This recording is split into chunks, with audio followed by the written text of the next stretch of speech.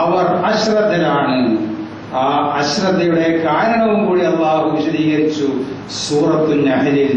അംബാത്തുൻ ഗൈറു അഹ്യാഇൻ വമാ യശ്ഉറൂന അയ്യാന യുബഅസൂൻ. അവരൊക്കെയും മരിച്ചു പോയവരാകുന്നു. ഇവർ പ്രാർത്ഥിക്കുന്ന ഈ ഔലിയാക്കന്മാരും ശേഖന്മാരും ഒക്കെ ഉണ്ടല്ലോ, അംബാത്തുൻ, അവരൊക്കെയും മരിച്ചു പോയവരാകുന്നു. അത് പറഞ്ഞ അല്ലാഹു നിർത്തിയില്ല.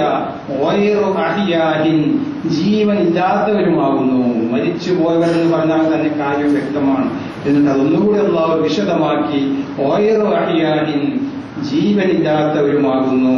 വമാ യശ്ഉറൂന അയ്യാന യുബഅസൂൻ, അവരുടെ തന്നെ പുനരുത്ഥാനം എപ്പോഴാണ് എന്നതിനെ കുറിച്ച് അവർക്കറിഞ്ഞൂടാ. അത്തരം ആളുകളോടാണ് ഇവർ പ്രാർത്ഥിക്കുന്നത്. നിരവധി ആയത്തുകളിലൂടെ പരിശുദ്ധ ഖുർആൻ പറഞ്ഞു, ലാ തദ്ഉ മഅല്ലാഹി അഹദാ, ലാ തദ്ഉ മഅല്ലാഹി ഇലാഹൻ ആഖർ തുടങ്ങി വ്യത്യസ്ത രീതിയിൽ അല്ലാഹു പറഞ്ഞു, അള്ളാഹുവിനോടൊപ്പം നിങ്ങൾ ആരെയും വിളിച്ച് പ്രാർത്ഥിക്കരുത്. ഒരാളെയെങ്കിലും വിളിച്ച് പ്രാർത്ഥിച്ചു കൊള്ളുക എന്ന് പറഞ്ഞ ഒരു സന്ദർഭം ഖുർആനിൽ നിന്നും നമുക്ക് ചൂണ്ടിക്കാണിക്കുവാൻ സാധിക്കുകയില്ല. ഇൻ തദ്ഉഹും ലാ യസ്മഉ ദുആഅക്കും, നിങ്ങൾ അവരോട് പ്രാർത്ഥിക്കുകയാണെങ്കിൽ ലാ യസ്മഉ ദുആഅക്കും, നിങ്ങളുടെ പ്രാർത്ഥനകൾ അവർ കേൾക്കുകയില്ല. വലൗ സമിഉ, ഇനി അവർ കേട്ടു എന്ന് നിങ്ങൾ സങ്കല്പിക്കുക. മസ്തജാബു ലക്കും, അവർ ഒരിക്കലും നിങ്ങൾക്ക് ഉത്തരവും ചെയ്യുകയില്ല. വയൗമൽ ഖിയാമത്തി യക്ഫുറൂന ബിശിർകിക്കും വലാ യുനബ്ബിഊനക മിസ്ലു ഖബീർ. നിങ്ങൾ ഈ പ്രാർത്ഥിച്ച കാര്യം പരലോകത്ത് യൗമുൽ ഖിയാമയിൽ അവർ നിഷേധിക്കുകയും ചെയ്യും. ഞങ്ങൾ അറിഞ്ഞിരുന്നില്ല, ഞങ്ങളെ വിളിച്ച് തേടിയ കാര്യം ഞങ്ങൾ അറിഞ്ഞിരുന്നില്ല എന്ന് പരലോകത്ത് വെച്ച് ഈ ഔലിയാക്കന്മാരെ നിഷേധിക്കുമെന്നും ഖുർആൻ പറയുന്നു. അപ്പൊ പരിപൂർണമായി അല്ലാഹു വിട്ടുനിൽക്കാൻ പറഞ്ഞു. ഷിർക്കിൽ നിന്നും, ഷിർക്ക്പരമായ ചിന്തകൾ, പ്രവർത്തനങ്ങൾ, വിശ്വാസങ്ങൾ മനസ്സിലുണ്ടെങ്കിൽ അതിൽ നിന്നും നമ്മൾ ഒന്നാമതായി ഒഴിവാകുക. മനസ്സ് പരിപൂർണമായി അള്ളാഹുവിൽ അർപ്പിക്കുക എങ്കിൽ നമ്മിൽ നിന്നും അറിയാതെ ഒരു മനുഷ്യനാണ് എന്ന രീതിയിലുള്ള മാനുഷികമായ ബലഹീനതകൾ കാരണം വന്നുപോയ ചെറിയ വീഴ്ചകളെ അള്ളാഹു മറച്ചുവെക്കും. അവൻ വിചാരണ ചെയ്യുകയില്ല. രണ്ടാമതായി വൻ പാപങ്ങളെ കുറിച്ച് നബി സല്ലല്ലാഹു അലൈഹി വസല്ലം പറഞ്ഞു കൊടുത്തത് അസ്സിഹ്ർ. നമുക്കൊക്കെ പരിചയമുള്ള വാക്കാണ്. സിഹറുമായി ബന്ധപ്പെട്ട വിശ്വാസങ്ങളും അതുമായി ബന്ധപ്പെട്ട പ്രവർത്തനങ്ങളും വൻ പാപങ്ങളായിട്ടാണ് ഇസ്ലാം കണക്കാക്കുന്നത്. وَلَقَدْ عَلِمُوا لِمَنِ اشْتَرَاهُ مَا لَهُ فِي الْآخِرَةِ مِنْ خَلَاقٍ وَلَبِئْسَ مَا شَرَوْا بِهِ أَنفُسَهُمْ لَوْ كَانُوا يَعْلَمُونَ. ഈ പ്രവർത്തനങ്ങൾ നടത്തുന്ന ആളുകൾ മനസ്സിലാക്കിയിരുന്നെങ്കിൽ എത്ര മോശപ്പെട്ട കാര്യം. പരലോകത്ത് അവർക്ക് അള്ളാഹുവിന്റെ കാരുണ്യത്തിൽ നിന്നും ഒരു ചെറിയ ശതമാനം പോലും അള്ളാഹു നീക്കി വെക്കുകയില്ല എന്ന് ഈ പ്രവർത്തനം നടത്തുന്ന ആളുകൾ, ഇതിൽ വിശ്വസിക്കുന്ന ആളുകൾ അറിഞ്ഞിരുന്നുവെങ്കിൽ എന്ന് അല്ലാഹു വിശുദ്ധ ഖുർആനിലെ 2-ാമത്തെ അധ്യായം സൂറ അൽ ബഖറയിൽ നമ്മോട് പറയുന്നുണ്ട്. മാലഹു ഫിൽ ആഖിറതി മിൻ ഖലാഖ്, പരലോകത്ത് അവർക്ക് അല്ലാഹുവിന്റെ അനുഗ്രഹത്തിന്റെ കാരുണ്യത്തിൻ്റെതായ യാതൊരു ചെറിയ ഓഹരി പോലും ലഭിക്കുകയില്ല. വലബിഇസ മാ ശറൗ ബിഹി അൻഫുസഹും, എത്ര മോശപ്പെട്ട കാര്യത്തിലേക്കാണ് അവർ തങ്ങളുടെ ജീവിതത്തെ കൊണ്ടുപോയി നശിപ്പിക്കുന്നത് എന്ന് അവർ അറിഞ്ഞിരുന്നുവെങ്കിൽ. അപ്പം വിട്ടുനിൽക്കേണ്ട രണ്ടാമത്തെ വൻ പാപമായിട്ടാണ് സിഹറിനെ ഇസ്ലാം എണ്ണിയിട്ടുള്ളത്. സിഹറുമായി ബന്ധപ്പെട്ട വിശ്വാസങ്ങളും പ്രവർത്തനങ്ങളും സബഉൽ മൂബിഖാത്തിൽപ്പെട്ടതാണ്. നമ്മൾ അതിൽ നിന്നും ഒഴിവാകേണ്ടിയിരിക്കുന്നു. മൂന്നാമത്തേതായി എണ്ണിയിട്ടുള്ള കുറ്റം അക്കിലുർ റിബ, പലിശ മുതൽ ഉപയോഗപ്പെടുത്തലാകുന്നു. വലിയ ഒരു കുറ്റമാണ്. എന്നാൽ മുസ്ലിം സഹോദരന്മാർ വളരെ ലാഘവത്തോടുകൂടി വിശിഷ്യ ഈ കാലഘട്ടത്തിൽ കൈകാര്യം ചെയ്യുന്ന ഒരു വിഷയമാണ് പലിശ എന്നുള്ളത്. നമ്മൾ പലിശ വാങ്ങുന്നില്ലല്ലോ എന്നായിരിക്കാം ഒരുപക്ഷെ നമ്മുടെ ആശ്വാസമെങ്കിൽ പലിശ വാങ്ങുന്നതും കൊടുക്കുന്നതും ആ പലിശക്ക് വേണ്ടി ആർക്കെങ്കിലും സാക്ഷി നിൽക്കുന്നതും അതിന്റെ കണക്കെഴുതുന്നതും ഹും സവാഉൻ എന്നാണ് പ്രവാചകൻ സല്ലല്ലാഹു അലൈഹി വസല്ലം പറഞ്ഞത്.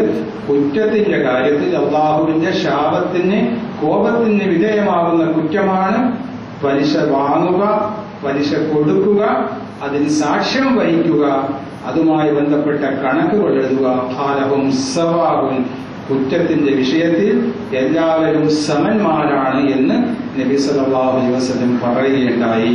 പരിശുദ്ധ ഖുർആനിൽ വളരെ വ്യക്തമായി അല്ലാഹു പറഞ്ഞിട്ടുണ്ട്, അഹല്ലല്ലാഹുൽ ബൈഅ വഹറമ റിബ, കച്ചവടവും അതുപോലെയുള്ള ക്രയവിക്രയങ്ങളും അല്ലാഹു ഹലാലാക്കിയിട്ടുണ്ട്.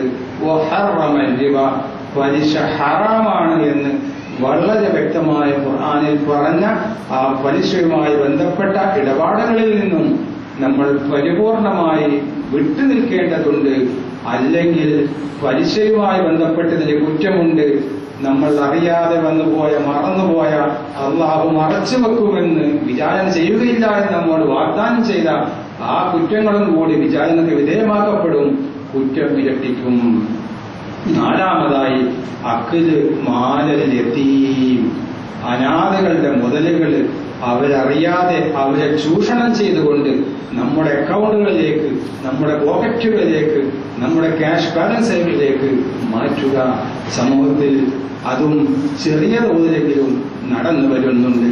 മൈനർമാരായിരിക്കും അനാഥകൾ. ചിലപ്പോൾ അവർ വളർന്നു വരുന്നതിന് മുമ്പായിക്കൊണ്ട് എന്തൊക്കെയോ കുതന്ത്രങ്ങൾ ഉപയോഗിച്ചുകൊണ്ട് സ്വത്തിന്റെ നല്ല ഭാഗങ്ങൾ സ്വന്തം പേരിലാക്കുകയും ആർക്കും വേണ്ടാത്ത, അല്ലാഹുവിൽ പറഞ്ഞു, ലാ തതബദ്ദലുൽ ഖബീസ ബിത്തയ്യിബ്, സ്വത്തിൽ നിന്നും നല്ല ഭാഗങ്ങൾ നിങ്ങൾ എടുത്തിട്ട് ആർക്കും വേണ്ടാത്ത ഭാഗങ്ങൾ ആ വളർന്നു വരുന്ന പിഞ്ചു മക്കൾക്ക്, അനാഥകൾക്ക് നിങ്ങൾ നീക്കി വെക്കരുത് എന്ന് വിശുദ്ധ ഖുർആനിൽ നമ്മളിപ്പോൾ പറഞ്ഞുകൊണ്ടിരിക്കുന്ന ഇതേ സൂറത്തുൽ നിസായിലെ 2-ാമത്തെ ആയത്തിൽ അല്ലാഹു പറഞ്ഞു, വലാ തതബദ്ദലുൽ ഖബീസ ബിത്തയ്യിബ് വലാ തഅകുലു അംവാലഹും ഇലാ അംവാലിക്കും ഇന്നഹു കാന ഹുബൻ കബീറാ.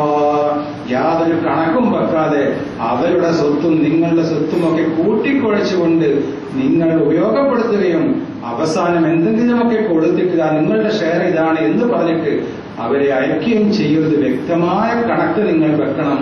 നിങ്ങളുടെ അക്കൗണ്ട്, ആ അനാഥകളുടെ അക്കൗണ്ട് വളരെ കണക്ക് വെക്കണം. നല്ല ഭാഗങ്ങൾ നിങ്ങൾ എടുത്തിട്ട് മോശപ്പെട്ട ഭാഗങ്ങൾ അവർക്ക് നീക്കി വെക്കരുത്. വളരെ വ്യക്തമായ ഖുർആൻ പറഞ്ഞ കാര്യമാണ്. അപ്പം വിട്ടുനിൽക്കാൻ പറഞ്ഞ 4-ാമത്തെ കുറ്റമാണ് അനാഥകളുടെ മുതലുകൾ അവരറിയാതെ ചൂഷണം ചെയ്തുകൊണ്ട്, അവരെ വഞ്ചിച്ചുകൊണ്ട് അത് നമ്മുടെ പോക്കറ്റുകളിലേക്ക്, നമ്മുടെ അക്കൗണ്ടുകളിലേക്ക് നമ്മൾ മാറ്റുക എന്നുള്ളത്.